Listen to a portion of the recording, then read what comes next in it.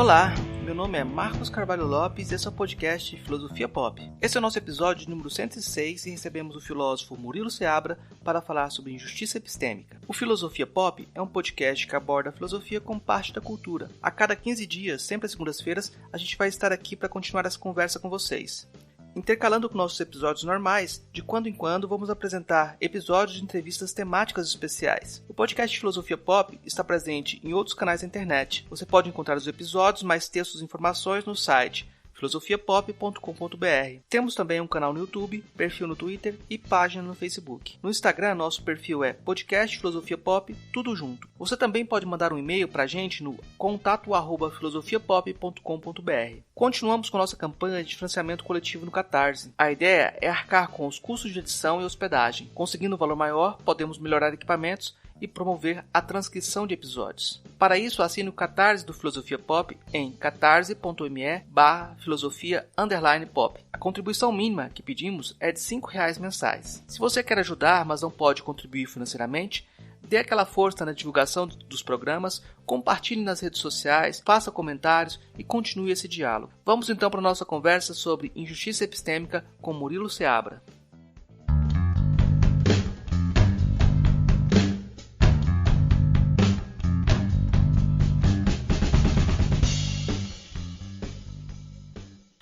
Hoje a gente recebe direto de Maracajaú, no Rio Grande do Norte, o Murilo Seabra.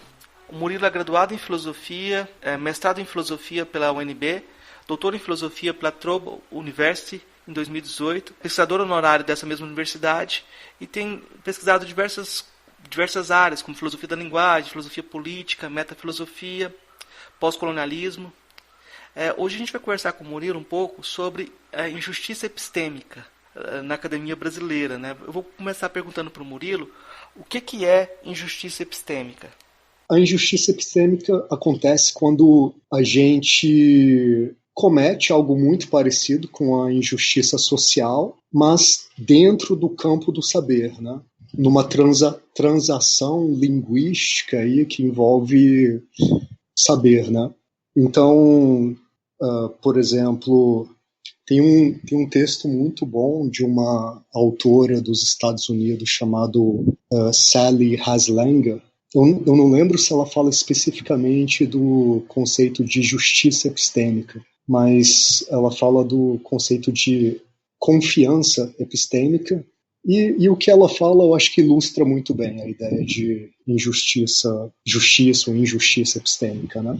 Ela dá um exemplo assim, que é mais ou menos assim. O nome do artigo dela é Estudando quando se é um estudante negro. Estudando quando se é negro, né? Esse é o nome do artigo. E ela fala assim, cara, na sala de aula, o estudante negro que fala algo, enfim, que levanta a mão e faz uma pergunta ou levanta uma objeção que faz sentido, né? Essa objeção, essa crítica que ele faz, né? Pode ser desmerecida só pelo fato de que ele é negro, né? A cor da pele dele pode produzir uma distorção cognitiva no professor, né?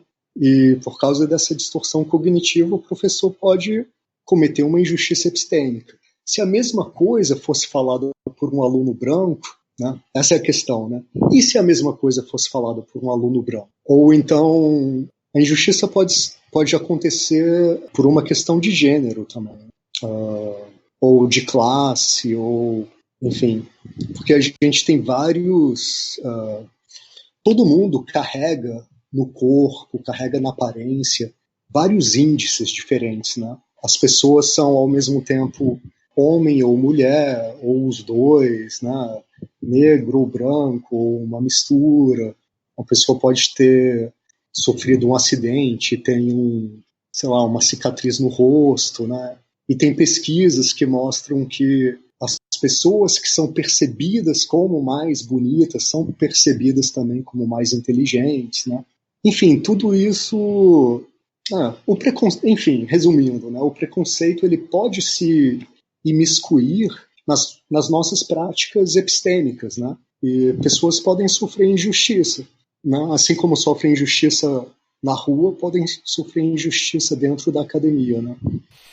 Então, vinculado à injustiça epistêmica, está essa ideia de preconceito cognitivo. Não dá para separar as duas coisas. Que eu ia te perguntar o que é preconceito cognitivo. De certa forma, você já descreveu.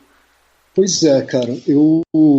Enfim, eu trabalhei com isso na minha tese de doutorado, né? E eu estava querendo fazer o seguinte, distinguir o seguinte, porque a gente fala muito, né? O Walter Mignolo, por exemplo, né? O Grossfogel, essa galera, eles falam de racismo epistêmico, né? Colonialidade do saber, etc, etc, né?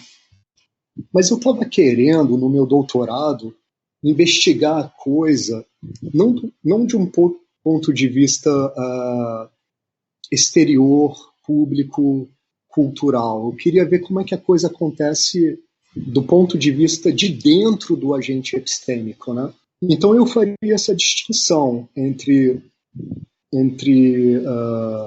os preconceitos epistêmicos, né, que são preconceitos contra saberes, né, o racismo epistêmico, o sexismo epistêmico, né, o Boaventura fala muito disso, né, tal. Eu faria essa distinção.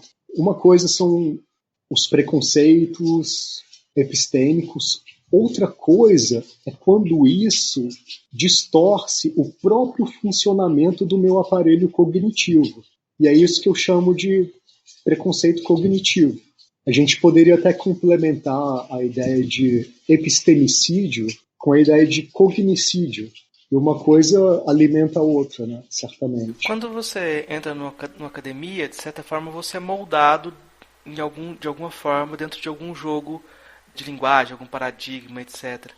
Parece ser muito difícil para a pessoa ser moldado e ao mesmo tempo perceber essas injustiças, porque parece que no molde você já acaba incorporando diversas injustiças recorrentes dentro daquele campo de saber, não é?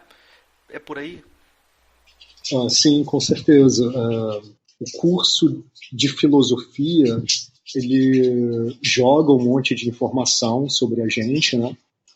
A gente sai dele com um monte de informação, mas ele também opera no plano subjetivo, né? Ele submete a gente a uma obra de engenharia subjetiva.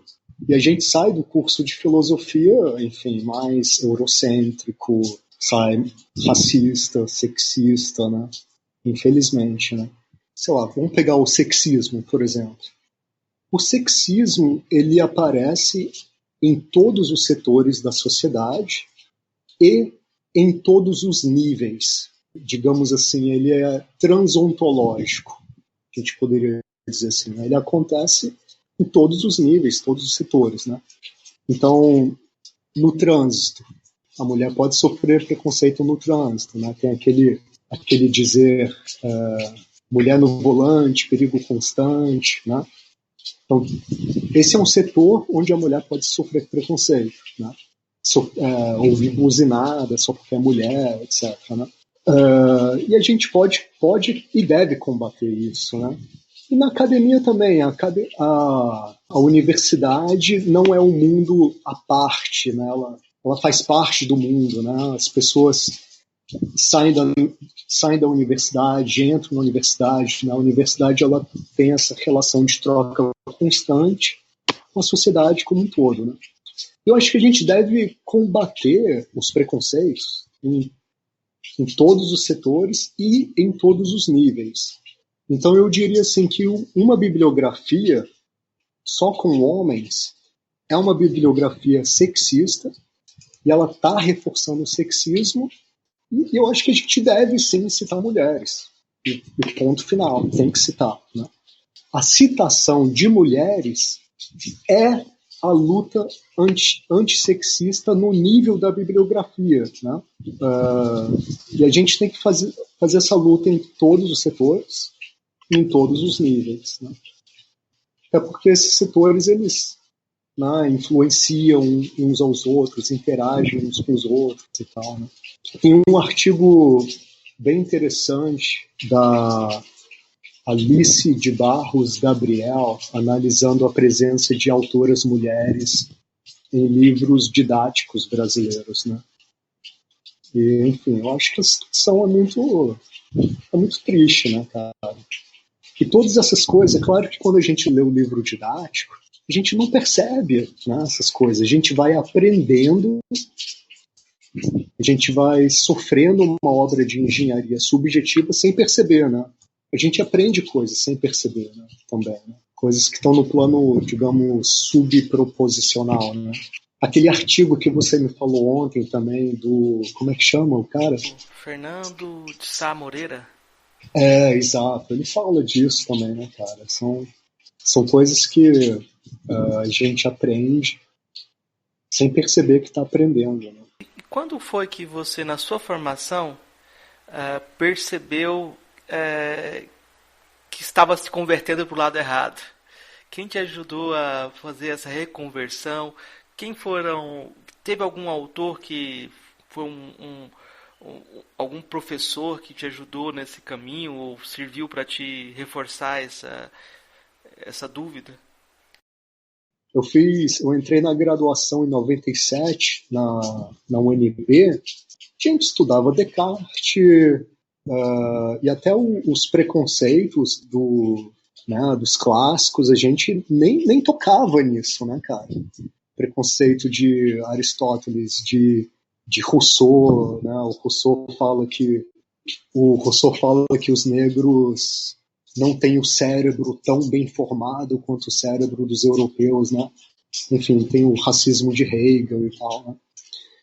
Agora, tudo isso é jogado para debaixo do tapete. Eu não sei se os professores não percebem ou se eles jogam essas coisas deliberadamente para baixo do tapete. Eu só sei que eles não fazem leitura estrutural. Porque, de acordo com a leitura estrutural, cara, você tem que realmente suspender o seu julgamento e você não pode ficar escondendo coisas do autor, salvando o autor, jogando coisa para debaixo do tapete, né? Então, até isso, né, fazendo esse parêntese, é uma falácia, cara, que no Brasil se faz leitura estrutural da filosofia. Isso é uma mentira, cara. Isso é uma mentira. Eu nunca vi ninguém fazendo leitura estrutural. A leitura, né, a aplicação do método estruturalista de leitura ainda está por ser feita. Nem isso a nossa academia. Mas o texto do Oswaldo Porchat Pereira, para mim, foi uma bomba, cara. Foi o texto assim que me fez assim pensar, caramba, o que eu estou fazendo aqui nessa graduação, né? O que eu estou fazendo aqui? Mas ele foi uma bomba, cara, porque eu tomava muita porrada no departamento, né? Então, é aquela história assim, cara. É só a empregada doméstica que pega o elevador de serviço, é só ela que sofre... Quer dizer, é só a empregada doméstica que pega o elevador social, ao invés de pegar o elevador de serviço, é só ela que sofre represálias, né? É só ela. Se você vai sempre ali pelo elevador de serviço, ninguém vai te dar uma porrada, né, cara? Então, quando você, né, a mesma história lá nos Estados Unidos, né? Se o negro sempre vai pro banco de trás do ônibus, ninguém vai reclamar, né? É só quando o negro senta no banco da frente, aí sim que a cordialidade desmorona, né, cara? Que toda a polidez desmorona, né? Que toda a harmonia desmorona. Né? Então, durante a minha graduação em filosofia, eu saí do meu lugar sem perceber que eu estava saindo, né? Tipo, eu entrei no elevador social, sabe? Eu não sabia que era proibido entrar no elevador social. E tomei porrada, né? E fui tomando uma porrada atrás de outra, né, cara? Então, sei lá, eu tinha feito vestibular para o curso de filosofia, não tinha feito vestibular para o curso de história da filosofia, né? Ou, enfim, de pseudo-história, porque também não tem nada de história, né?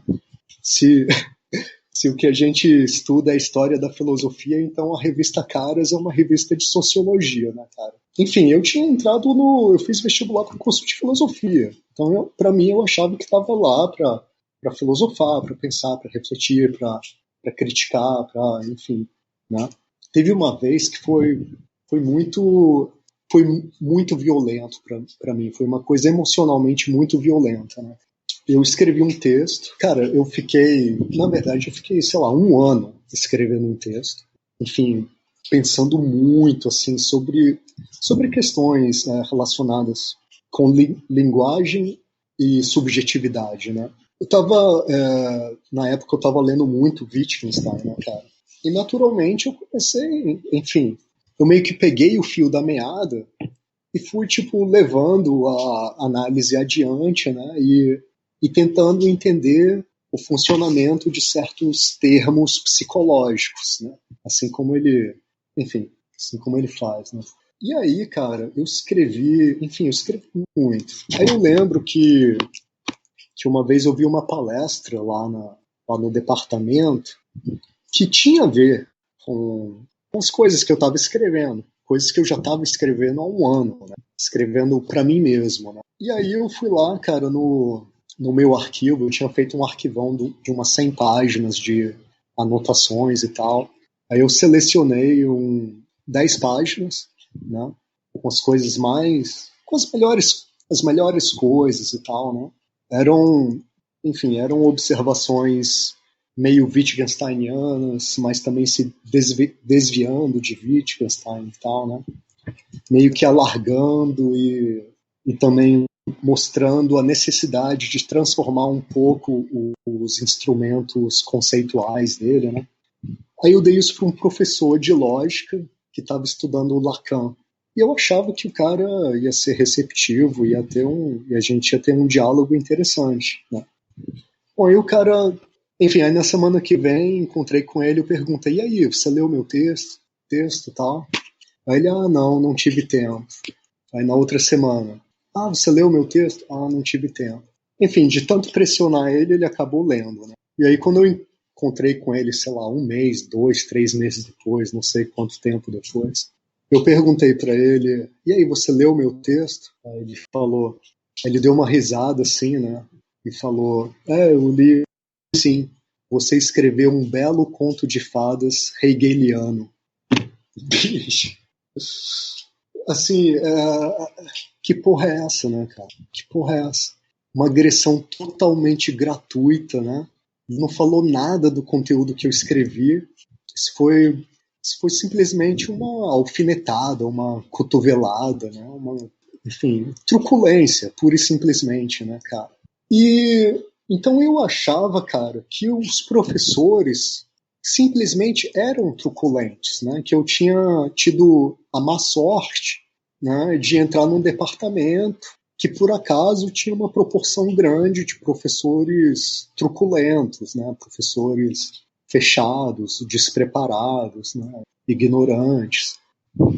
Só que aí eu li o texto do Porchat e aí eu comecei a conectar os pontos, né, cara? Então o Porchat realmente foi uma bomba para mim, né? Foi a primeira vez assim que eu comecei a pensar sem ainda conhecer essa expressão, né, no problema da justiça epistêmica, né? Eu vou te pedir para explicar um pouquinho do conteúdo do texto do Porchat, porque muitos dos nossos ouvintes não conhecem também. O texto do Porchat ele é muito interessante. É um texto da década de 90, do final da década de 90, se não me engano. O nome do texto eu acho que é Discurso sobre a pesquisa em filosofia aos estudantes de filosofia. É uma coisa mais ou menos assim, né? E aí ele fala algumas coisas interessantes.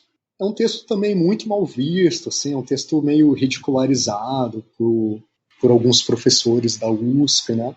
Eles se referem a esse texto do Porchat como porchatada, né? Que é uma expressão malévola, né? Mesquinha, só para rebaixar o que o Porchat fez. Porque o que o Porchat fez foi dar uma baita porrada na USP, né, cara? Então eu vou falar um pouco do que ele diz no texto, mas eu também vou criticar, porque eu acho que ele não levou a porrada suficientemente a fundo, né? Ele ainda passa a mão na cabeça da USP, né, cara? Então, o que ele diz nesse texto é essencialmente o seguinte, que no Brasil, né, através da USP, né, foi um método introduzido no Brasil através da USP e a partir da USP difundido para todo o Brasil. No Brasil, os professores treinam os estudantes para serem bons historiadores da filosofia, mas não para serem bons filósofos, né? Essa é a tese central, né? E ele tem umas passagens muito bonitas, assim. Ele fala: será que os estudantes que entram no curso, será que eles entraram no curso querendo virar bons historiadores da filosofia, né? Será que eles entraram no curso já com esse objetivo de virarem especialistas em Heidegger ou Wittgenstein ou em Foucault e tal? Aí ele pergunta assim, aí ele fala assim no texto: eu vou fazer uma pergunta com uma certa brutalidade. Será que estamos estimulando os impulsos filosóficos dos estudantes? Ou será que estamos matando esses impulsos, né? Então é um texto que tem uma boa intenção ali, ele tem uma pegada libertadora, né, contestadora. É um texto bacana, é um texto bacana. Agora o problema, cara, para mim, o problema central do texto é que não se faz leitura estruturalista nos departamentos de história da filosofia.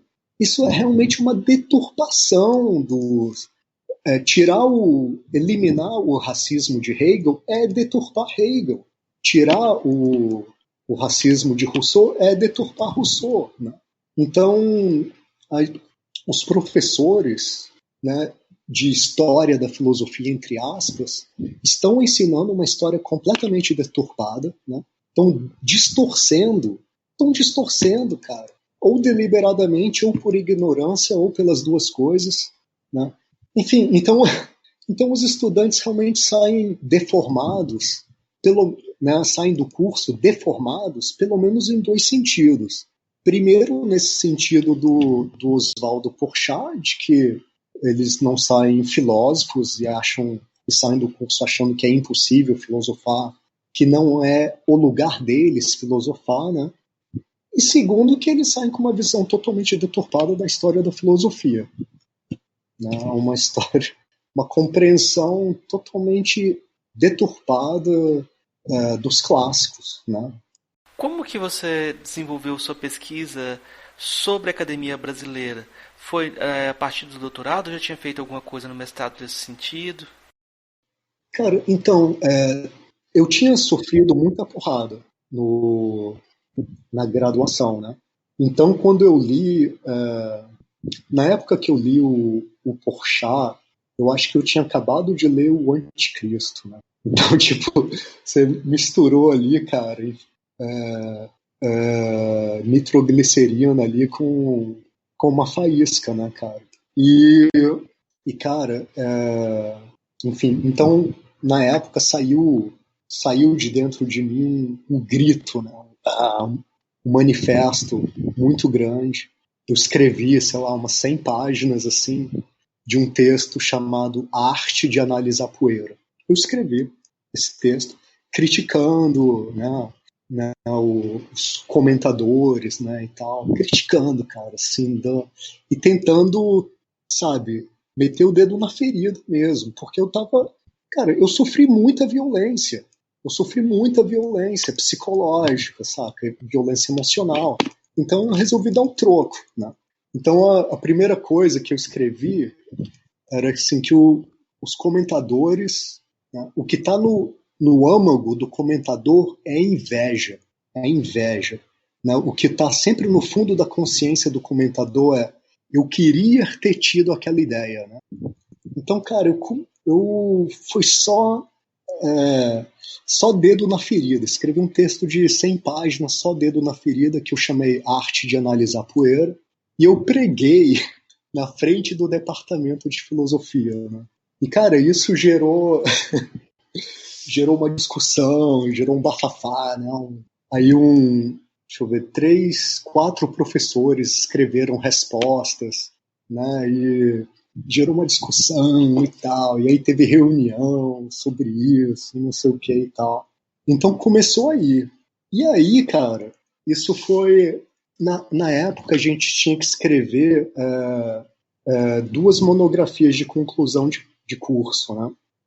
Tinha, enfim, duas. A minha primeira tinha sido sobre Wittgenstein, uma coisa totalmente pálida, sem graça, enfim, analisando tratados, passei numa boa, sem problema, algo que nem cheira nem fede, né?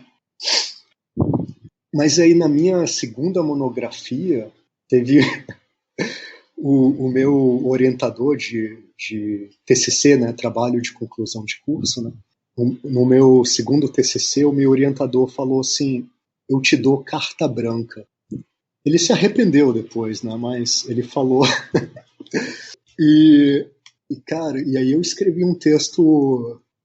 Enfim, ele me deu carta branca, eu escrevi o que eu queria. Eu não escrevi um trabalho sobre um clássico, eu coloquei as minhas viagens. Eu estava muito interessado nessa interface filosofia e literatura.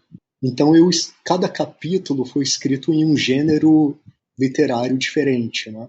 Eu fiquei transitando entre aforismo, ensaio, carta, sabe? Enfim, eu fiquei transitando entre gêneros e tal. E aí eu escrevi esse texto, apresentei, botei palavrão também, botei palavrão no meio do texto, e apresentei como monografia de conclusão de curso, né? Esse foi meu segundo TCC. E aí a minha defesa estava marcada para uma quinta-feira, e a cada 2 semanas, sempre na quarta-feira, tinha uma reunião do departamento, né? Uma reunião de colegiado.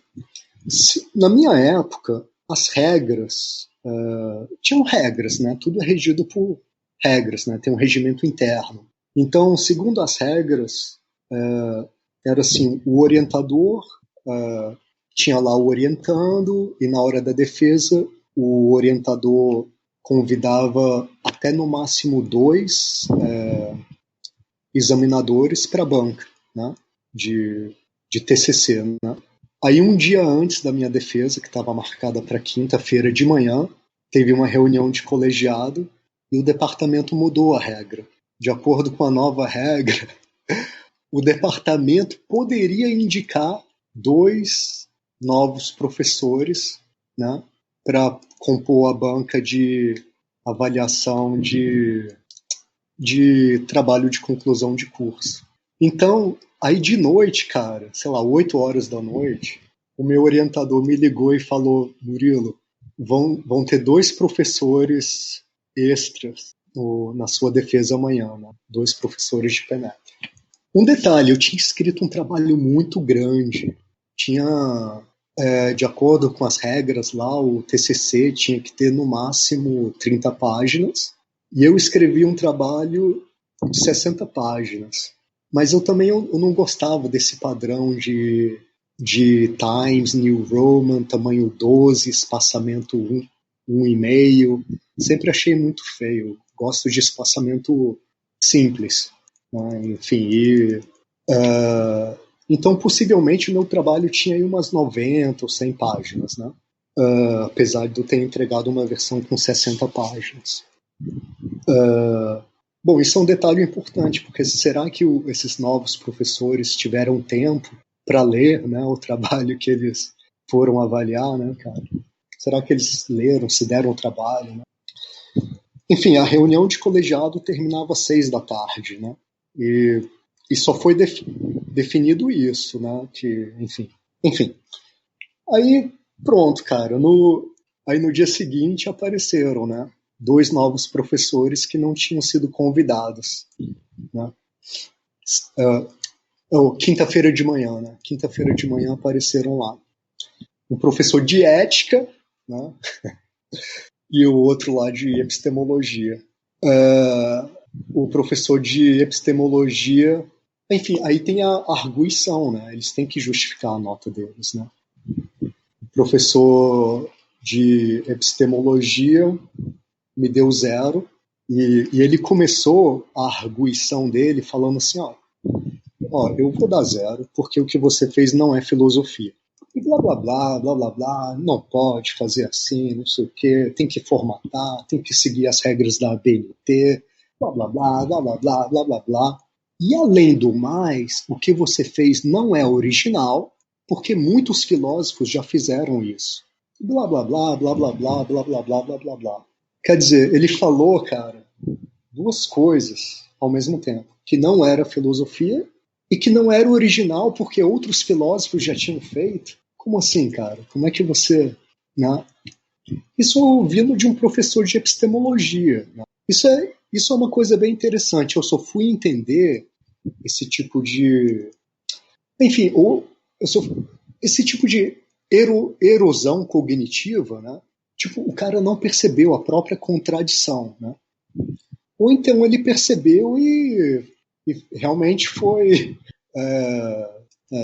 desonesto, né? Enfim, a teoria psicanalítica ensina pra gente que as pessoas podem cometer lapsos de raciocínio por motivos inconscientes sem serem desonestas, né? Eu quero acreditar que isso foi uma espécie de... Não daria para usar o termo racionalização da psicanálise, né? Porque a racionalização ela tem que ser internamente coerente, né, cara? Então, eu diria que isso foi uma irracionalização ou uma erosão cognitiva, né? Acho que dá para chamar isso de erosão cognitiva. Foi uma erosão cognitiva involuntária, né? Ele tinha que me desmerecer de todo jeito, sabe, com todas as armas que ele tinha à disposição, né? E não percebeu que as coisas que ele estava falando eram inconsistentes, né? Bom, essa foi a argumentação do professor de epistemologia. E o professor de ética me deu 4. E aí os 2 professores que realmente tinham sido convidados me deram 10, né? Cada um me deu 10. E o meu orientador, como ele estava em estágio probatório, ele ficou em cima do muro, ele ficou assim, né, com medo de ter problemas, né? E aí ele me deu 8, porque com a nota 8, ele foi o último a dar a nota, né? Com a nota 8, eu poderia passar com a nota mínima, 6. Bom, eu achei uma desonestidade, uma covardia por causa da parte dele, né? Mas também entendo, né? Ele fez uma coisa estratégica porque ele poderia ter problemas, né? Enfim, que obviamente queriam que ele me reprovasse, né? Queriam que eu fosse reprovado. Pelo menos ele não me reprovou, mas ficou essa coisa meio feia, meio inautêntica, né? Ele ficou em cima do muro, né? Essa foi uma coisa meio feia, né? Não assumiu, ele tinha me falado, te dou carta branca, e no fim das contas não assumiu, né? Cara, então foi uma defesa super polêmica, foi uma coisa muito bizarra. Depois, assim, os departamentos, eles arquivam, né? Arquivam os trabalhos, né, de conclusão de curso. O meu, misteriosamente, desapareceu, né? Provavelmente o pessoal tinha vergonha, né, e desapareceu. Eu fiquei sabendo que desapareceu porque pessoas, alguns anos depois, né, algumas pessoas vieram me procurar perguntando se eu tinha uma cópia, porque elas tinham procurado e não acharam, né? Tinham procurado lá nos arquivos do departamento e não acharam. Enfim, eu não tenho. Mas eu quero publicar ainda uma versão diferente, porque ainda tem alguns textos, né? Da versão original eu ainda tenho, e quero publicar isso em forma de livro. Cara, eu nem lembro mais da sua pergunta, cara. Não, eu tinha te perguntado quando que você começou a desenvolver as suas pesquisas sobre academia, essa aplicação na academia. Tinha sido no mestrado, aí você voltou lá na graduação. Então começou aí com esse texto, A Arte de Analisar Poeira, né?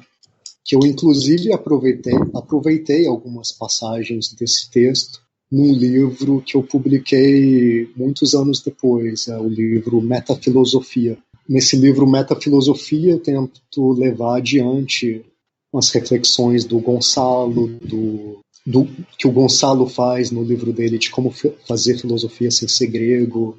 Que esse livro do Gonçalo também é só uma porrada, né? Enfim, não é um livro, é um livro muito contundente, né? Muito contundente, é uma porrada, mas não é um livro com muitas nuances, né? Ele não é um livro nuançado, né? Só, Que nem só, o só para comentar um pouquinho, o Gonçalo escreveu esse livro no final de semana, né? Escreveu esse livro em sério? 4 dias. Uau, caramba. Então é muita energia condensada aí, né, cara?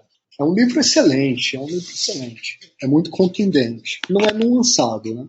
O texto do Porchat também é excelente. Ele é contundente, mas não é nuançado. E perde um pouco de contundência por causa dessa falta de nuance. Por causa dessa falta de, né, de tá passando a mão na cabeça né, da leitura, do método estruturalista de leitura.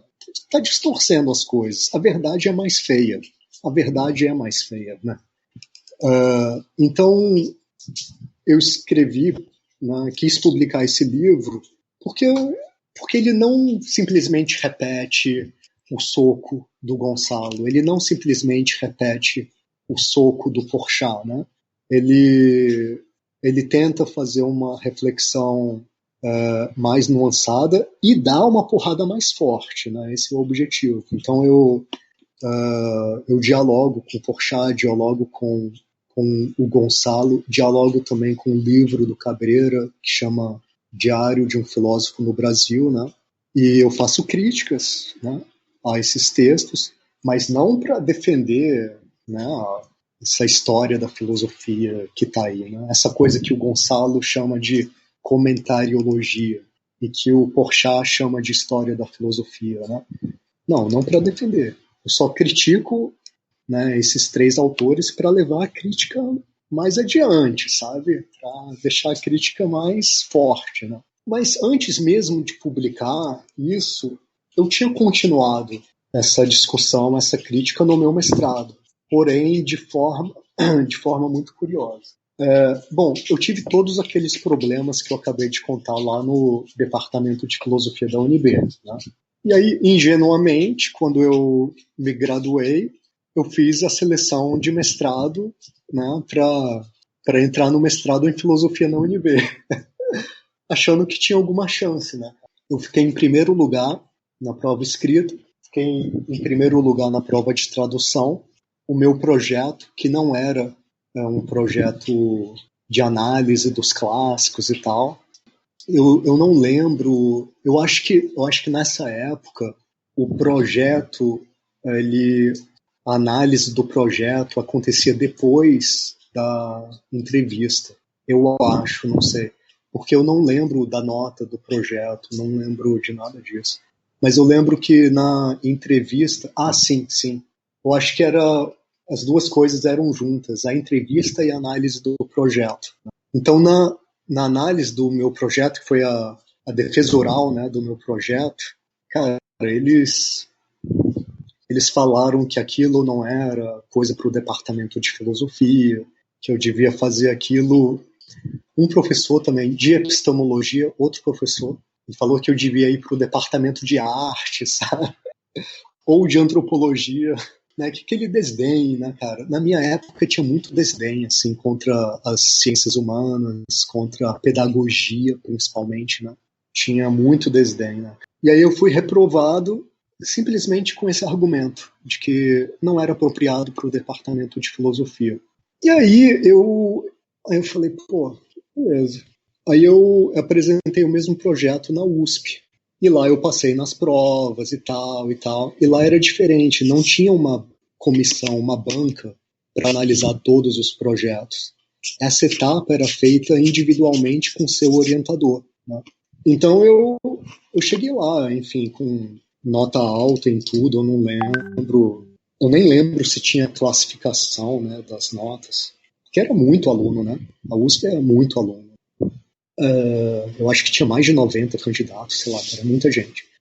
Mas enfim, eu passei lá na prova escrita, na tradução e tudo. E aí na hora de conversar com o orientador, né, que era a etapa final, ele falou assim, ó, eu te aceito, contanto que você mude de projeto.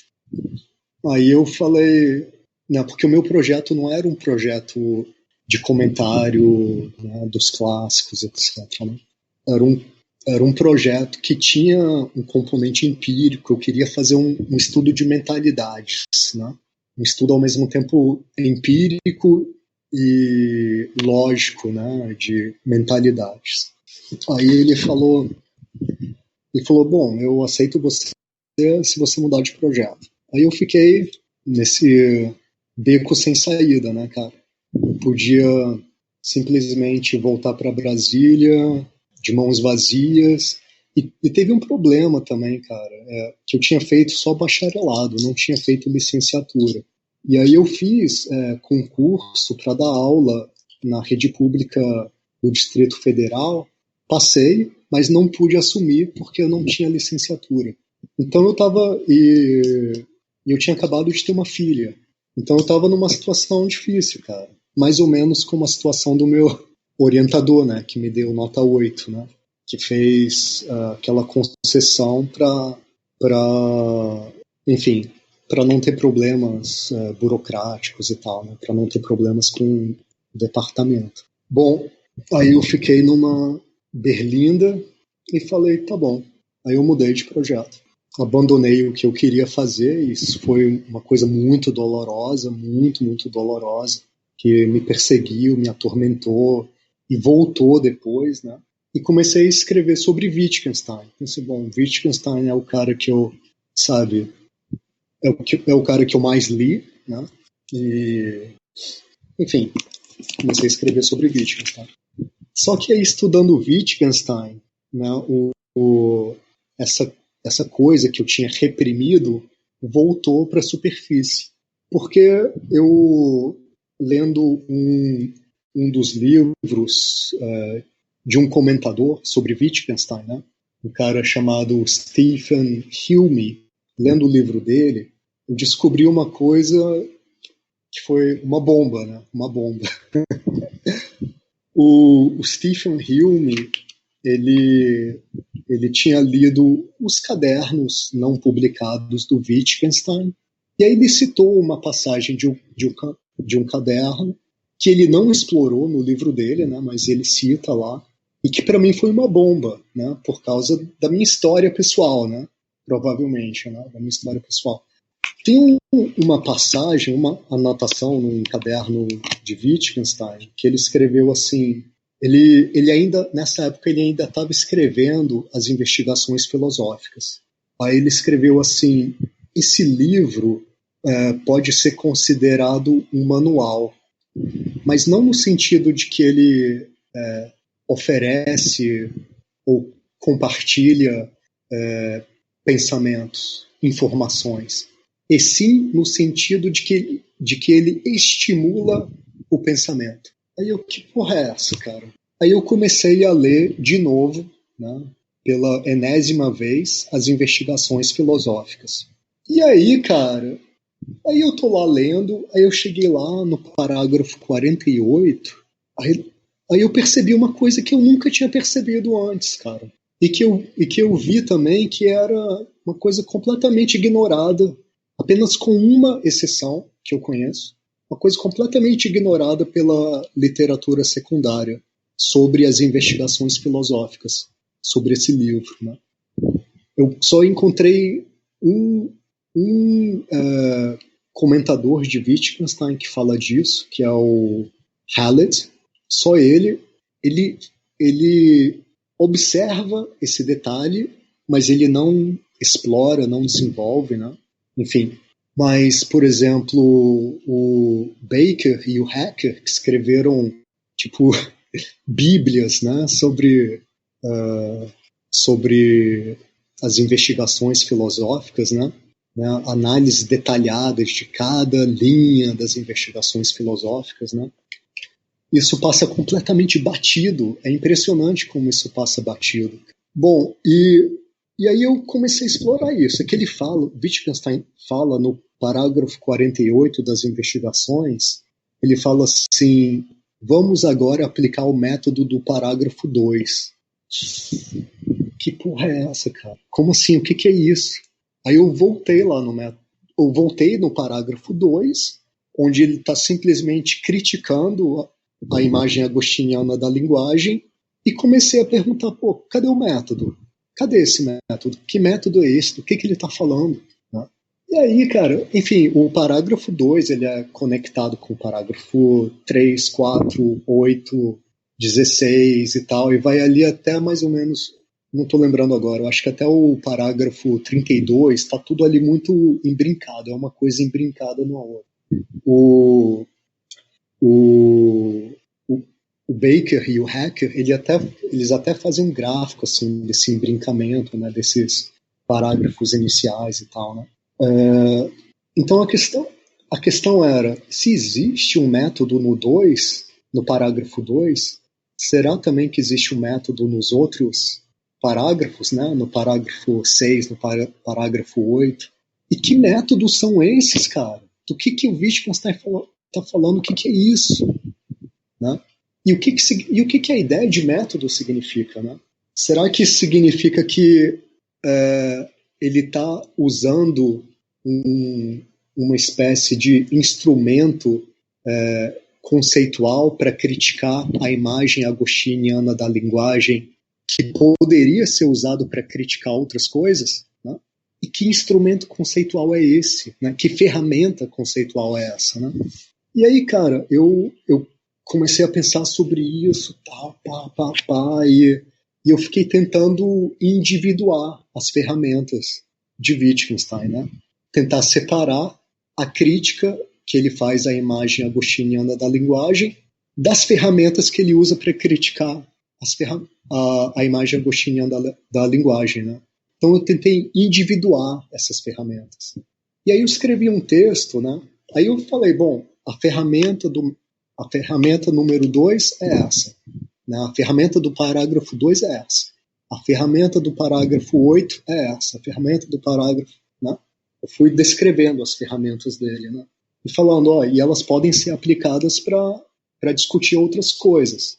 Assim como Wittgenstein faz no parágrafo 48. Né? A partir do parágrafo 48, ele começa a aplicar as mesmas ferramentas para discutir outras coisas. Né? E, portanto, esses são, sei lá, 4 ou 5 volumes, agora eu não lembro. Acho que são 4 volumes com um volume final, um 5º volume final, que o Baker e o Hacker escreveram sobre as investigações filosóficas. Né? Fizeram, chama Comentários Analíticos às Investigações Filosóficas. Então, o primeiro volume, que tem, sei lá, 400, 500 páginas, analisa só os primeiros, sei lá, 36 parágrafos. Né? E o Baker e o Hacker, eles falam que nessa parte das investigações, o Wittgenstein critica a imagem agostiana da linguagem e ponto final. Eles dão um título para essa parte do livro, né? Crítica à imagem agostiana da linguagem, né? Ponto final. E aí eu critiquei isso, cara. Eu falei, não.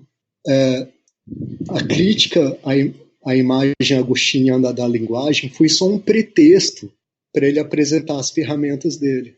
Porque, na verdade, o que ele queria era estimular o eleitor a pensar. Porque, na verdade, as investigações são um manual, né? Um manual. E isso, cara, é coerente com o que ele fala no prefácio das investigações. Por exemplo, no prefácio do Tractatus, ele fala assim, aqui eu resolvi todos os problemas da filosofia e ponto final, acabou a história. Né? E no prefácio das investigações, ele fala assim, eu espero poder estimular alguém a pensar, né, com esse livro, eu quero estimular as pessoas a pensarem. Bom, e isso também é coerente com a visão de linguagem dele, com essa nova visão de linguagem, que tem a ver com habilidades, né? Habilidades. Então ele quer desenvolver no leitor uma habilidade linguística específica, que é a habilidade de filosofar, de resolver os próprios problemas com os quais ele se confronta. Não é ficar ali parafusando o parafuso que o Wittgenstein já parafusou. Wittgenstein já criticou a imagem agostiniana da linguagem, né? Então, o que a gente tem que, assim como ele fala que compreender uma palavra é aplicar essa palavra, é saber usar essa palavra, da mesma forma, compreender as investigações é aplicar as ferramentas das investigações, é saber aplicar, né? E outra coisa, ele também critica o conceito de interpretação nas investigações. Isso muitas vezes passa batido também. Mas ele fala assim que interpretar é transformar um conjunto, tipo assim, é transformar uma frase em outra, simplesmente usando regras gramaticais, regras de transformação, coisa que um computador pode fazer. O computador ele pode interpretar. O fato de que ele interpreta não significa que ele compreende o que ele está interpretando. Então Wittgenstein também dá essa alfinetada, né? Ele fala, ó, você pode me interpretar perfeitamente, mas isso não significa que você me compreendeu, né? Você pode fazer uma interpretação, né, exata do meu livro, mas isso um computador também pode fazer, né? Isso não mostra compreensão. Então ele distingue nitidamente entre interpretar e compreender. Ele faz isso onde ele discute a noção de regras, né? Ele fala que o cara que interpreta a regra, isso não quer dizer que ele sabe aplicar a regra, né? Não quer dizer nada, né? A compreensão se mostra na aplicação, né? Então a coisa se amarra muito bem, né? E Wittgenstein era um cara muito assim, de querer amarrar tudo, né? E a coisa de fato se amarra muito bem, né? Ele fala de método nas investigações, fala de habilidade, fala de capacidade, fala que compreender não mostra, fala que a compreensão é da ordem da capacidade e não da ordem da interpretação, né? Ele fala tudo isso, e aí, cara, aí eu escrevi, aí pro meu orientador lá da USP, aí eu escrevi tudo isso para ele. Aí ele falou, você tá louco, você tá louco. Ele falou assim, não dá. Antes eu tinha escrito para ele um texto sobre o argumento da linguagem privada, que ele gostou muito. Foi um texto puramente exegético, né, só explicando, né? E aí quando eu mandei esse texto para ele, defendendo que era um erro de interpretação interpretar as investigações filosóficas, ele falou, não, cara, você tem que voltar. Ele falou assim, aquilo que você escreveu sobre a linguagem privada está muito bom, você tinha que voltar nisso aí, e isso que você escreveu é pura loucura, não tem nada a ver, Aí eu falei para ele, cara, mas eu estou disposto a defender, porque eu acho que é defensável, né? Na Wittgenstein realmente escreveu isso, está lá no Stephen Hume, é algo que não é explorado na literatura secundária, né? Então se eu explorar isso, eu posso estar fazendo uma interpretação que você não vai encontrar na literatura secundária. Não tá, né? Aí ele falou, não, isso... Então ele não me deixou defender a minha interpretação de Wittgenstein. E eu tinha lá, cara, todas as evidências, né? Enfim, eu tinha argumentos. Ele não me deixou. E eu falei, bom, eu não vou voltar a escrever exegese, porque para mim isso é um erro de interpretação, né? Você está cometendo um erro de interpretação.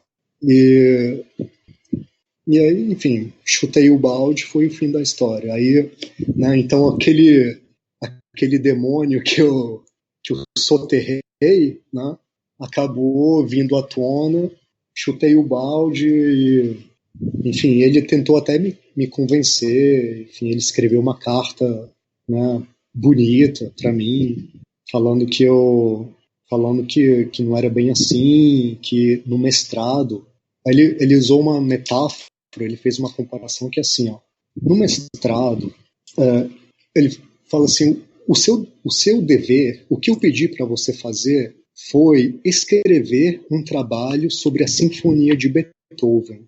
Só que ao invés de você escrever um trabalho sobre a Sinfonia de Beethoven, você escreveu uma sinfonia ao estilo de Beethoven, né? Então dá para ver que você entende Beethoven, dá para ver. Eu não tenho dúvida de que você domina Wittgenstein, você domina, né, o aparelho conceitual wittgensteiniano muito, muito bem, né? Apesar de que o que você escreveu não é uma obra-prima como as investigações, né? O que você escreveu não é uma obra-prima como as investigações filosóficas. Mas dá para ver que você compreendeu, você absorveu a coisa. Só que o seu papel como mestrando não é compor uma nova sinfonia. O seu papel como mestrando é escrever sobre a Sinfonia de Beethoven, entendeu? Não deu, cara. Enfim, acabou a conversa, né? Eu não tinha... enfim. Então, na verdade, essa reflexão sobre... Enfim, eu acho que isso foi uma super, super, super injustiça epistêmica, né? Ele reconheceu ele reconheceu a minha competência, tá? Eu tinha me baseado em literatura secundária que ele me deu, que ele pediu para eu ler. E eu li aquela porra toda, eu li lá os 5 volumes do Baker e Hacker, sabe? Né? Li o Hallett, li Hume, li Dwyer, li um monte de artigo, traduzi Wittgenstein, sabe? Fiz trabalho de tradução, sabe? Fiz um monte de coisa. Deixei de estudar Novalis, que é um cara que tinha me interessado muito, eu tinha me apaixonado por Novalis. Mas eu pensei assim, não, cara, eu me comprometi a fazer esse... Que eu pensei, durante o mestrado, eu pensei em largar Wittgenstein e estudar Novalis. Eu fiz uma disciplina, enfim, sobre o romantismo alemão e me apaixonei por Novalis, né? E aí eu pensei, não, cara, eu já me comprometi aqui com ele, então eu vou até o fim. Mas enfim, acabei não conseguindo me trair no fim das contas, né, cara? Eu não consegui me trair.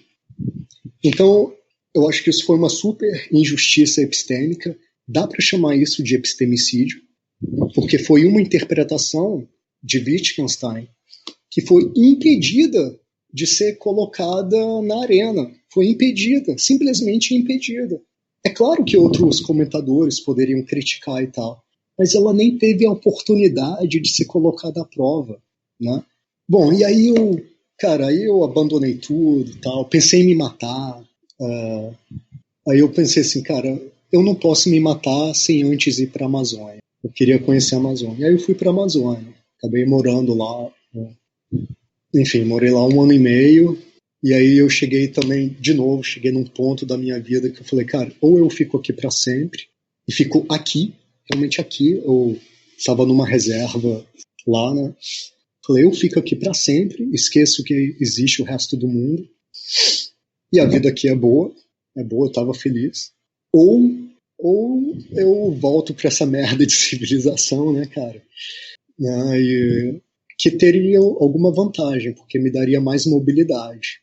Porque lá onde eu estava, cara, você tinha que fazer uma viagem de canoa de 8 horas até chegar numa uma vila pequena de 3.500 habitantes. Aí de lá, você tinha que pegar ou um aviãozinho monomotor para ir até a cidade, enfim, mais próxima, onde tinha aeroporto, né? Aí que desse aeroporto dava para ir para a capital, né? E da capital... ou eu tinha que... Cara, podia ser uma viagem de canoa de dias, né? Especialmente na seca, né? Quando o nível, né, dos rios, né? Que eu tava ali, cara, né, que os rios, eles vão, né, cara, entrando pela floresta e tal, vão ficando menos volumosos, mais rasos e tal, né? E eu tinha conseguido trabalho como professor lá, né? Mas com salário de professor, cara, eu nunca ia conseguir pagar passagem de no mínimo 3 aviões para voltar a visitar minha família em Brasília. Nunca, entendeu? Então eu tinha que ficar lá para sempre ou voltar para a civilização, né? Voltar para Babilônia. E eu voltei para Babilônia. E aí, cara, eu voltei para Brasília. E uma situação meio complexa, assim, meio difícil também, porque, cara, assim, enfim, difícil, cara. Tava difícil, velho. Então eu resolvi tentar de novo entrar na UNB para terminar o mestrado, né? Depois, se quiser, eu posso te contar os detalhes aí, por que eu resolvi abraçar essa alternativa. Né? Mas o Cabreira, o Júlio Cabreira, você conhece ele? Sabe quem ele é? Sabe, né? Tá. Conheço. Conheço O, sim, Ca- conheço sim. o Cabreira, ele gostou do que eu tinha escrito sobre Wittgenstein, né? Eu mandei algumas notas para ele e tal, ele gostou, ele falou, pô, interessante, é desafiador e tal. Aí ele gostou e aí ele mandou para um outro especialista em Wittgenstein, e esse especialista falou que era absurdo, que não tinha nada a ver com nada. Aí o Cabreira resolveu comprar a briga, ele falou, beleza, se você quiser defender isso aqui, eu aceito você como meu orientando. E aí eu fiz o processo seletivo, passei, né, e defendi. Isso escandalizou os novos professores da USP, que tinham acabado de chegar lá na UNB, né. De certa forma, eu fui favorecido por algumas aposentadorias que tinham acontecido no meio do caminho, né, que isso foi quase 10 anos depois, né, mas também tinha entrado uma nova geração que vem com essa ladainha, essa história mal contada de leitura, método estruturalista de leitura, né, esse papo furado.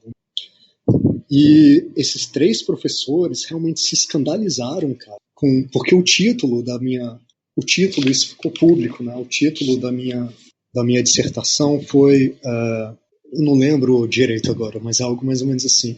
Foi um título, inclusive, sugerido pelo Cabreira. Por que é um erro de interpretação interpretar as investigações filosóficas? Então, algo mais ou menos assim. Eu queria ter colocado outro título. Tá? Eu queria ter feito referência às ferramentas, né, no título, mas ele sugeriu esse título e falei, tá bom. Talvez porque ele também quisesse, né, comprar briga, não sei. Né? Mas aí no dia da minha defesa, cara, esses três professores uspianos entraram lá para assistir minha defesa e, cara, eles ficaram atrapalhando a defesa. Eles ficaram rindo no fundo, fazendo comentários. E aí o Cabreira, ele voltou para trás. Esses três, eles tinham sentado no fundo da sala, né? Os três professores sentaram no fundo da sala e ficaram ironizando, fazendo piada e tal, né? Durante a minha exposição oral. E aí, os membros da banca, durante a minha exposição oral, esses três professores ficaram lá cochichando e não sei o que, rindo e fazendo piada, e isso atrapalhou os membros da banca. Teve momentos que eles não conseguiram me entender por causa do barulho no fundo da sala. E aí o Cabreira se voltou para eles e pediu silêncio. E aí eles saíram da sala. Foi uma situação bem... teve um professor que ficou indignado com isso e sugeriu, falou, Murilo, você devia entrar com uma reclamação formal, eu não lembro do nome disso, enfim. Aí eu fiz lá uma reclamação formal, aí eles negaram que isso tinha acontecido, assim, né? Mas o fato é que eles entraram no meio da apresentação e saíram no meio também, né, cara? Enfim, então até na defesa foi uma coisa meio polêmica. E aí no doutorado, o meu objetivo não era voltar nessa questão. Não era voltar, né, nessa questão de justiça epistêmica, de comentador, etc. Não. O que eu queria era simplesmente fazer uma pesquisa filosófica empírica. Era o que eu queria, desde o mestrado, era o que eu queria. Mas aí aconteceram outros percalços. Não pude fazer o que eu queria fazer, que era um projeto inspirado em Odera Uruca, né, que o Odair Oruka tem essa ideia de ir em sociedades tradicionais e entrevistar os pensadores das sociedades tradicionais, né? Que esse foi um programa de pesquisa que ele desenvolveu em parte como reação à etnofilosofia, né? Então eu queria fazer isso no Brasil. Eu queria... Até entrei em contato, né, com povos indígenas, né, com lideranças indígenas. Eu tive um contato legal com... Enfim, eu tive contato legal com o pessoal, até porque eu tinha morado na Amazônia, eu também tinha morei no Acre, morei no Amapá, sabe? Eu conhecia, enfim, sou amigo até hoje, né, do pessoal. Mas, enfim, questões que estavam fora do meu controle eu não consegui. E aí eu me voltei de novo para o projeto de injustiça epistêmica, mas eu também queria trazer algo novo para o debate, né, cara? E aí eu quis explorar a ideia de colonialismo cognitivo, né? Será que a minha questão era... Claro, o Porchat já descreveu um aspecto do colonialismo, o Gonçalo já descreveu também, o Walter Mignolo, Henrique Dussel, Grossfogel, etc, etc, etc. Muita gente, né? O Rontongi, né? O próprio Oruka, Kai Kresser, um monte de gente, né? E aí eu queria contribuir para o debate ao invés de, né, fazer... Não sei porquê, cara, eu sempre tive essa impressão de que o sentido de escrever algo é contribuir para o debate, sabe? Nunca reescrever. Já está escrito, pô, para que reescrever o que está escrito, né, cara? Se eu não tivesse algo para dizer, né, para que escrever? Né? Pra quê? Então, aí eu resolvi fazer um experimento para testar a hipótese de que esse colonialismo filosófico, esse colonialismo cultural, esse colonialismo epistêmico, eu queria testar a hipótese de que ele afeta o aparelho cognitivo. E aí eu fiz um experimento, fiz um teste do que em inglês eles chamam de implicit bias, né? De vieses inconscientes ou preferências implícitas, né? E eu detectei, eu fiz um questionário, apliquei aqui no Brasil e detectei o seguinte, que para exatamente o mesmo texto, né? Exatamente a mesma teoria, né? A comunidade acadêmica de filosofia tende a dar, numa escala de menos 10 a mais 10, em média, né? 1,96 ponto a mais para o texto se o autor dele for francês ao invés de brasileiro. Então, o mesmo texto, né? Foi isso que eu fiz. Eu peguei, enfim, eu troquei a nacionalidade, né? Do autor do texto, pedi para os respondentes avaliarem, né, para diferentes respondentes avaliarem o mesmo texto. Né? É como essas pesquisas que fazem nos Estados Unidos de preconceito no mercado de trabalho. Né? Eles pegam exatamente o mesmo currículo, né? Aí em 50 currículos botam o nome de uma mulher e em 50 currículos botam o nome de um homem, e aí distribuem, e aí esperam, né, para ver quantos de cada são chamados para entrevista. Né? Usei esse tipo de metodologia. Só que eu não usei currículo, porque se eu tivesse usado, né, um currículo de um acadêmico brasileiro e contrastado isso com um currículo idêntico de um acadêmico francês, eu estaria avaliando preconceito contra capacidade em potencial para desenvolver trabalhos relevantes, originais, etc. Não. Ao invés de fazer isso, eu botei um texto, eu botei o produto final, né, da capacidade, e apareceu esse resultado. Né? nós brasileiros tendemos a achar que um texto é melhor, mais original e merece mais ser publicado, né? Quer dizer, merece mais ser colocado na arena pública quando ele é escrito por um francês do que quando ele é escrito por um brasileiro. Mas tem vários detalhes aí, eu não sei se você quer que eu entre em detalhes e tal, né? Eu quero sim, eu acho que a gente podia amarrar bem essa questão. Eu acho que É claro que é perfeitamente possível você desenhar um questionário, né, um instrumento de coleta de dados que não vai coletar nada, cara. Se você fizer um instrumento de coleta de dados mal pensado, não vai aparecer, o fenômeno não vai ser capturado. Então você tem que tocar na ferida. Você tem que tocar na ferida onde dói, né? Por exemplo, nós, brasileiros, achamos que nós estamos autorizados a escrever trabalhos competentes sobre Kant, sobre Hegel, né? Existe, que é um mito, né? Por causa das coisas que eu já falei, né? Mas a comunidade acadêmica brasileira de filosofia acredita que ela é competente do ponto de vista exegético, né?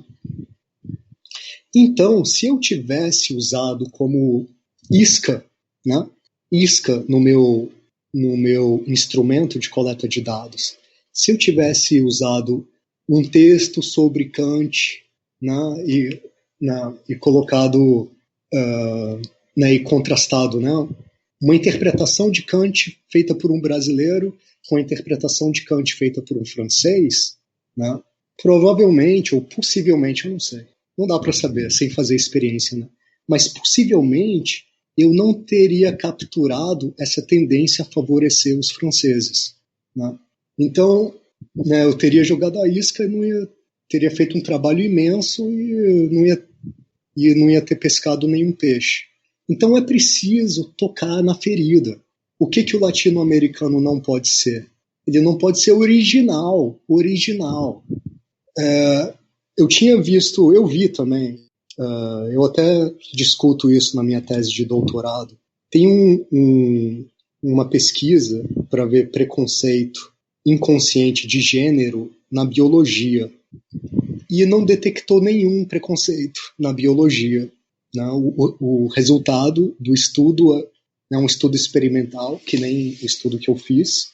O resultado é que hoje em dia não existe mais preconceito de gênero na biologia, que agora, né, as mulheres são vistas tão competentes quanto os homens biólogos, né, e tal. As biólogas e os biólogos são tratamento igual, né? Essa foi a conclusão do estudo. Mas teve um problema metodológico fatal, que é esse problema metodológico.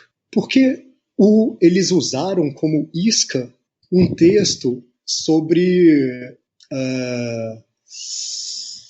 como é que chama, cara, em português, velho? Sobre moluscos.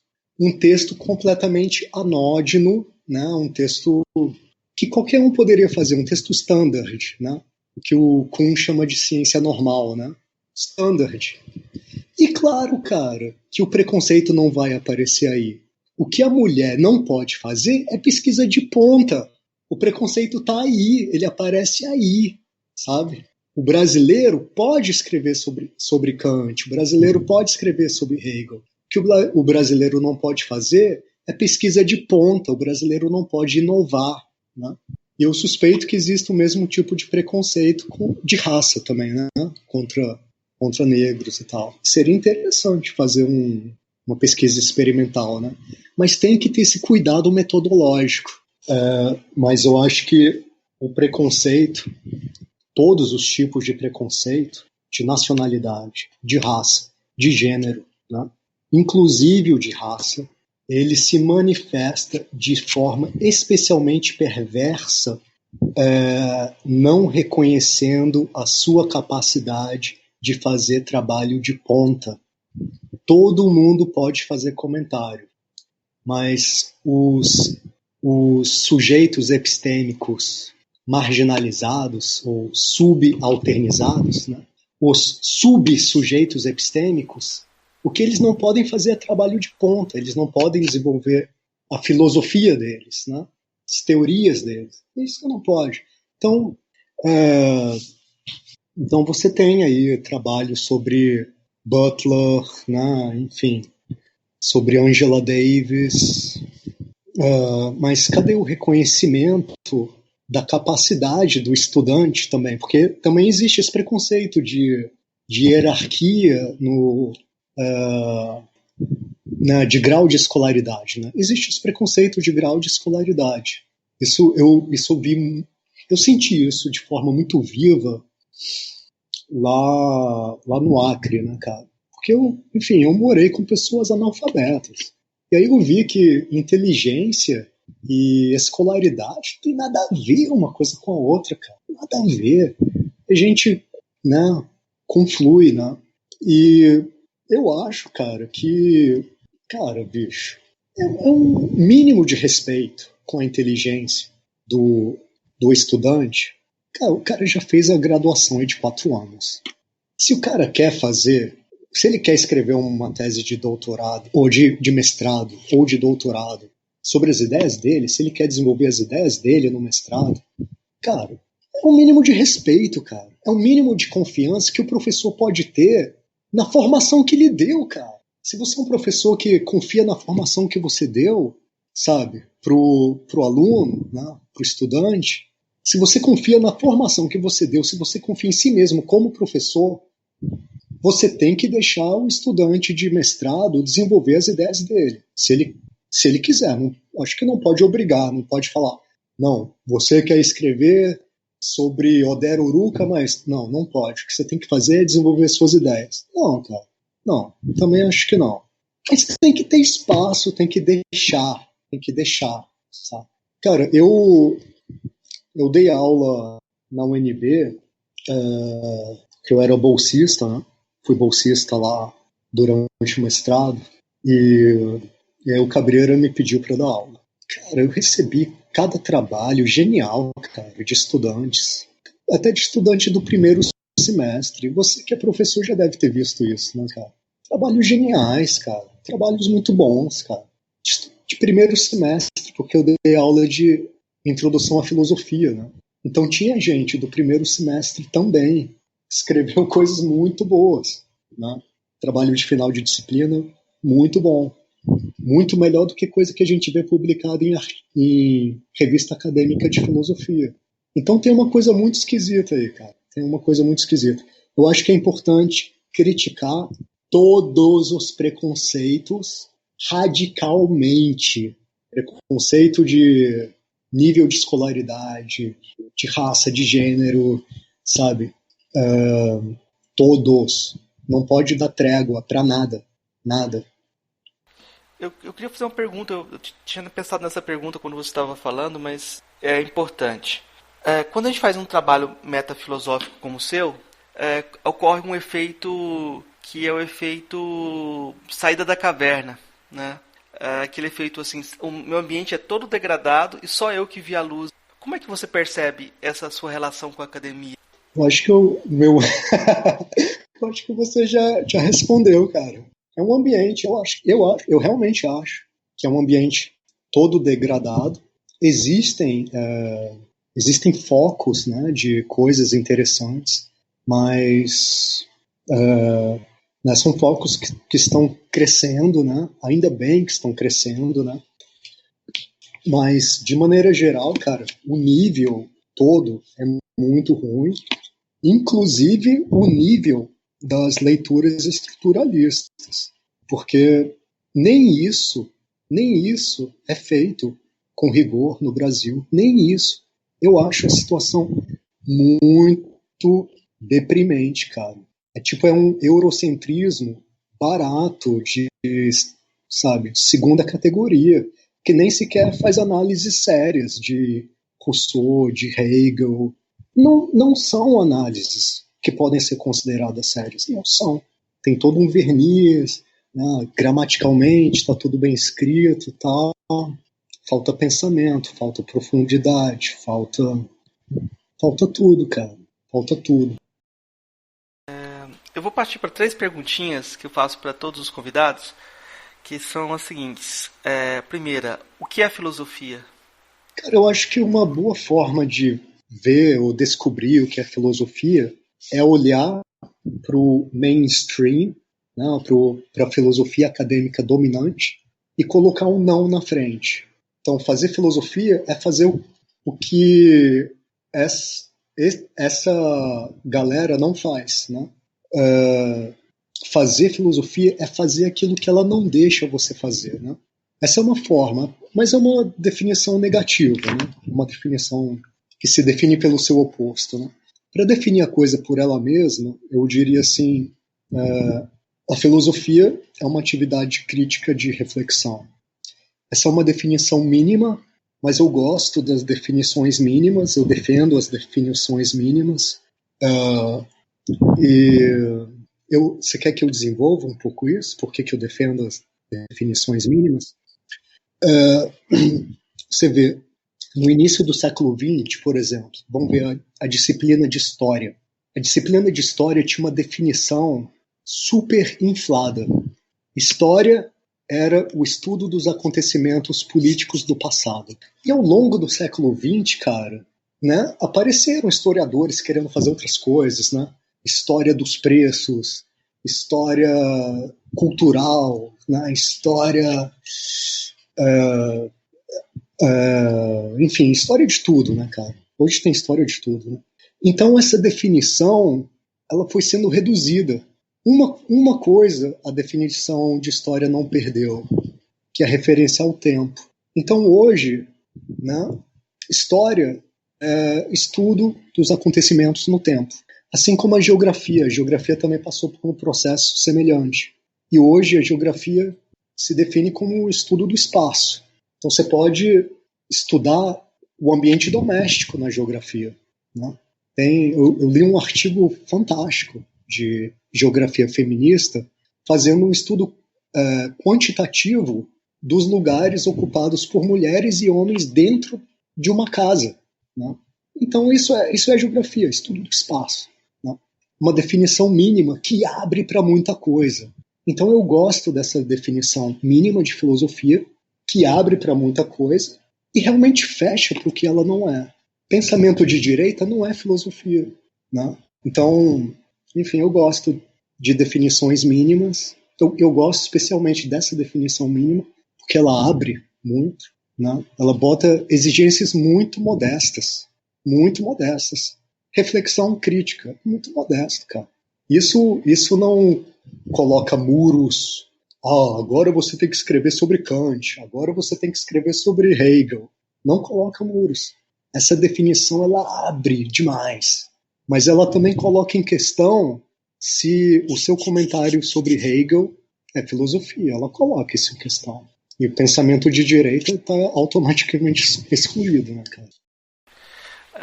Qual a filósofa ou filósofo que mais impressionou daqueles que você conheceu pessoalmente?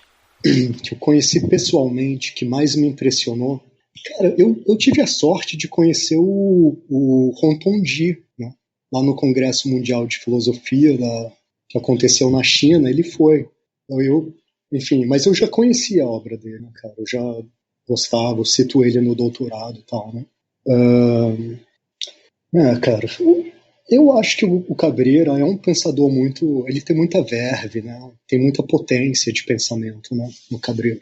Um cara que eu conheço pessoalmente. Eu gosto muito da Gayle. Ela é muito comprometida politicamente, né? Eu acho que a filosofia tem que ser de esquerda, né? Não tem... Pensamento de direita não cumpre as condições mínimas, né? De crítica, né? Reflexão. Então eu gosto dela. Eu não saberia, enfim.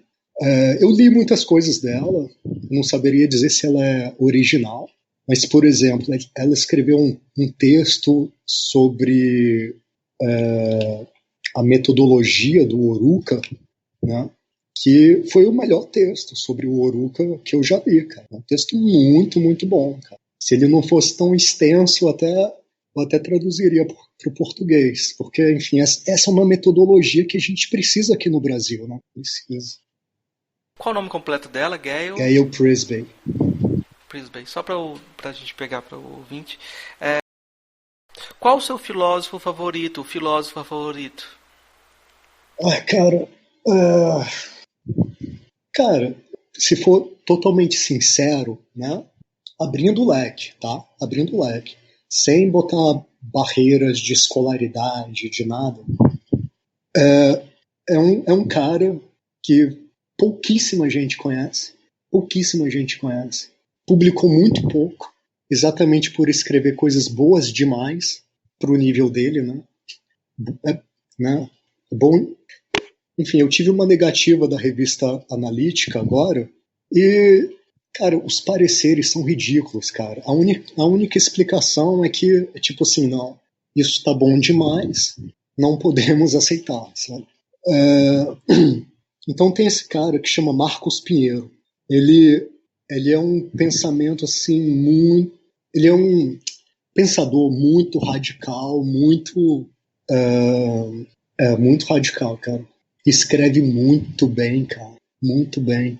E deixa a maioria, apesar de quase não publicar, ele deixa, sei lá, cara, 95% das coisas publicadas aí nas revistas acadêmicas brasileiras no chinelo, ou mais do que 95%, sabe? E é original também, né? Não é comentador. Ele realmente está pensando sobre a civilização e o cara tem muita informação, né? Um problema muito grande da filosofia acadêmica brasileira é que a gente é condicionado a ter uma dieta endodérmica, né? Tipo, eu vou estudar Wittgenstein, eu só leio Wittgenstein e a literatura secundária sobre Wittgenstein. No máximo eu vou ler ali, claro, eu vou ler, né, nas horas vagas, eu leio Kant, Hegel, Foucault e tal. Mas é tudo literatura endodérmica. Na antropologia, não, cara. Os antropólogos, eles citam de tudo. Eles citam história, sociologia, filosofia, tudo. Não fazem leitura tão intensa, né? Não fazem leitura exegética, né? Mas eles citam de tudo, né?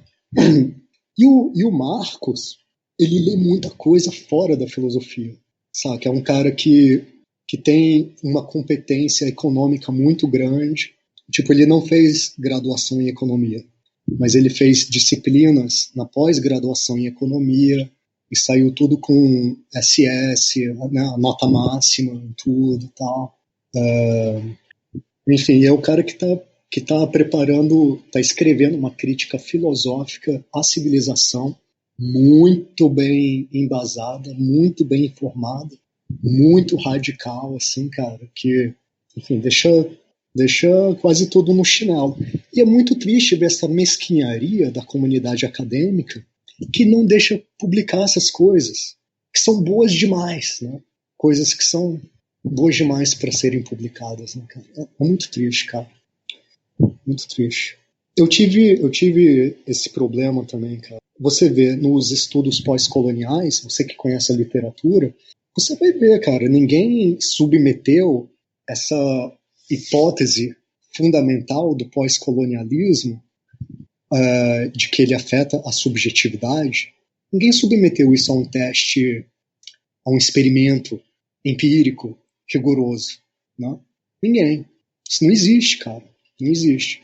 Eu fiz isso, eu teorizei sobre isso, eu criei conceitos para falar especificamente da distorção cognitiva provocada pelo colonialismo epistêmico.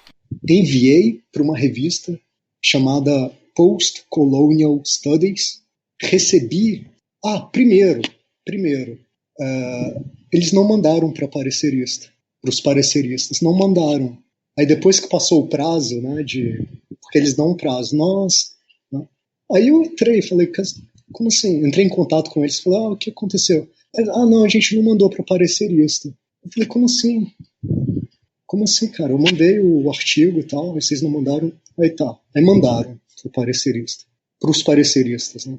Cara, eu tenho esses pareceres. Um dos pareceres falou assim, cara, Deixa eu só falar uma coisa sobre essa revista. Essa revista ela publica artigos sobre questões pós-coloniais na Índia, no Timor-Leste, na Austrália, na Suíça. Tá? Eu já li, enfim, já li muita coisa dessa revista. Né? Cara, um dos pareceristas simplesmente falou assim: é interessante e tal, isso nunca foi feito ainda, né? Na área de estudos pós-coloniais. Porém, ele fala especificamente da comunidade acadêmica brasileira. Então seria melhor mandar isso para uma revista brasileira. Isso não é adequado para a revista Post-Colonial Studies. E aí, quando você lê os artigos da Post-Colonial Studies, tem coisas interessantes, sim, mas é tudo relatório. São só artigos que fornecem informação para uma teoria que, entendeu? Que só para quem é autorizado fazer, né? São artigos, velho. Tipo, são artigos muito pálidos, muito, né, coisa de interesse, coisas que são realmente de interesse meramente local, sacou? Coisas que são realmente só de interesse local, coisas anódinas, standard, né? Eu queria pedir, para fechar nossa conversa, indicações para os nossos ouvintes, o que você quiser indicar de leitura, de livro, de filme, o que você acha legal indicar para a galera? Enfim, aqui no Brasil, pegando aqui uma questão de gênero, tá? Aqui no Brasil a galera lê muito os escritos de gênero da Simone de Beauvoir, mas ela também tem uma filosofia política muito potente. Ela escreveu um livro chamado... Quer dizer, ela escreveu um ensaio que foi publicado na revista lá, que ela tinha com Sartre. Ela escreveu um ensaio chamado Pensamento de Direita, e esse texto foi publicado como livro aqui no Brasil, o Pensamento de Direita. Acho que é o Pensamento de Direita hoje, uma coisa assim. Cara, é fantástico, é muito bom, e é algo necessário para os dias de hoje, né? Algo necessário. Eu gosto muito do pensamento político da Beauvoir. Enfim, eu estou dizendo isso para falar que ela não é só uma pensadora de gênero, né, cara? Cara, o Oruca, eu acho ele um pensador essencial, absolutamente essencial. Eu acho que deveria ser feita, sei lá, no mínimo, uma antologia de pensadores africanos com pelo menos um artigo do Oruca, pode ser um artigo do Oruca falando dessa metodologia que ele desenvolveu, que é a pesquisa com filósofos, com sábios pensadores de sociedades tradicionais, né? Eu acho isso, sim, cara, tem uma força explosiva gigantesca, é essencial fazer isso.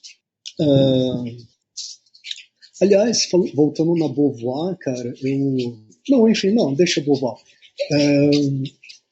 Cara, vamos torcer para os editores e os pareceristas das revistas serem menos mesquinhos e publicarem o Marcos, porque o que ele escreve é realmente chega a ser assustador, sabe? É algo tão impactante, é uma crítica tão contundente à civilização, e eu acho que é isso que a gente tem que fazer mesmo, né? Criticar a civilização em todas as dimensões e em todos os níveis, né? Que é assustador, né? Se a gente não fizer uma crítica assustadora, cara, tem que fazer coisas assustadoras, tem que causar assombro, né, velho? Assombro. Tá certo. Eu vou indicar para os ouvintes, eu acho que vale a pena dar uma olhada nas entrevistas que o Murilo tem dado sobre o trabalho dele. Tem várias revistas que publicaram entrevistas, né, que você falou sobre as suas pesquisas, né?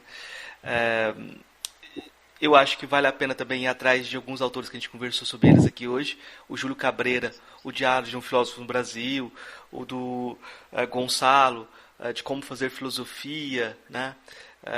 Eu sempre indico do Gonçalo um artigo que é anterior ao de como fazer filosofia, que é Novos Mundos, Velhas Filosofias. Que nesse artigo ele desenvolve muito mais demoradamente as coisas do que num livro maior. É muito curioso, porque como o livro foi feito em um final de semana, é um artigo anterior e o Gonçalo tem a virtude de não lembrar aquilo que já escreveu, ele esquece. Então, ele não volta a revisitar os argumentos, ele faz outro texto, né? Então, esses autores desenvolvem uma metafilosofia muito interessante. Manda Né? para mim esse artigo, Aí eu você vou... tem? Oi? Oh, manda para mim, cara. Tenho sim. Você vai ver que é melhor que argumentativamente é melhor porque ele aponta para a cultura brasileira como fonte de inspiração para fazer filosofia, sabe? Aí, para mim, eu trabalhei com Caetano, Legião, etc. Para mim é uma coisa bacana. Mas eu ia indicar aqui dois autores que saíram da filosofia e foram fazer literatura. Um é o Roberto Gomes, que escreveu A Crítica da Razão Tupiniquim, e aí ele foi fazer literatura.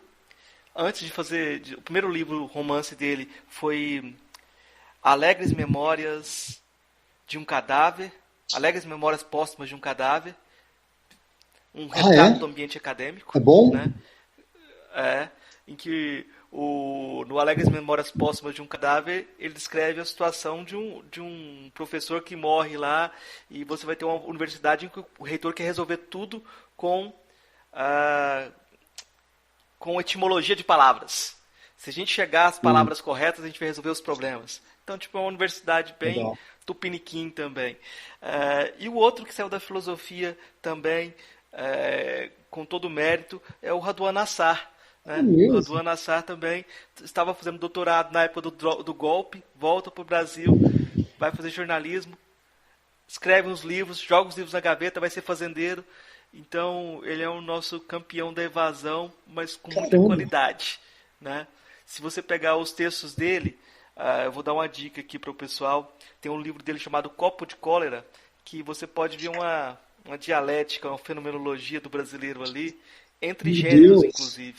Né? Caramba, é uma coisa muito bacana. É um livro bem pequenininho, e aí se você levar em conta toda a formação que o Raduan tem, cultural, etc., você vai ver que o homem não dá ponto sem nó. Embora ele não queira mais fazer filosofia, não queira nem saber de filosofia, ele estava ali jogando pérolas aos porcos, né? Então tá, gente, é isso. Eu queria agradecer o Murilo, deixar o espaço para você fazer essas considerações aí. Fala. Esse ano, enfim, eu li em 2016 um texto que o professor do Rio de Janeiro, Rafael Haddock Lobo, escreveu na coluna Ampof, e me chamou muito a atenção. E aí, cara, esse ano eu fui procurar para ver se ele tinha escrito mais coisas e achei uns textos fantásticos. Ele tem um texto dele sobre FPB, Filosofia Popular Brasileira, onde ele apresenta esse projeto de uma FPB. Cara, sensacional. Filosofia das macumbas. Também o Luiz Rufino e o Simas, né? Ciência Encantada das Macumbas, né? Caraca, genial, cara. Adorei. Também adorei um texto do Anderson sobre os candomblés. Caraca, que lindo, que texto lindo, cara. Enfim, tem muita coisa aí sendo feita, muita coisa. Eu recomendo a leitura do Rafael Haddock Lobo, recomendo a leitura do Rufino e do Simas, do Anderson Flor do Nascimento. Recomendo também, cara, tem muita coisa aí para ler, né? Tem muita coisa. A Alice Gabriel, enfim. Agora eu também recomendo para os comentadores, né, para os historiadores da filosofia, né, recomendo que eles leiam, né, especialmente os especialistas em Foucault. Não, peraí, os especialistas em Rousseau, recomendo que leiam Rousseau.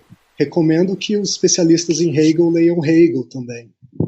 Então essas são as minhas recomendações finais de leitura. Mas o seu recado final, então, é o que você quiser fechar, o que você quiser mandar de recado final para os nossos ouvintes? O próprio ato de ler é um ato atravessado por estruturas políticas. A gente atravessa, a gente projeta estruturas políticas durante o próprio ato de ler. E, enfim, e simplesmente olhar para a realidade também é uma forma de ler a realidade. Né? Só isso. Tá isso. Muito obrigado. Ei, gostou do nosso episódio? Apoia a gente lá no Catarse, é só R$5 por mês, o preço de um cafezinho. Ajuda a gente a continuar divulgando a filosofia no Brasil. catarse.me/filosofia_pop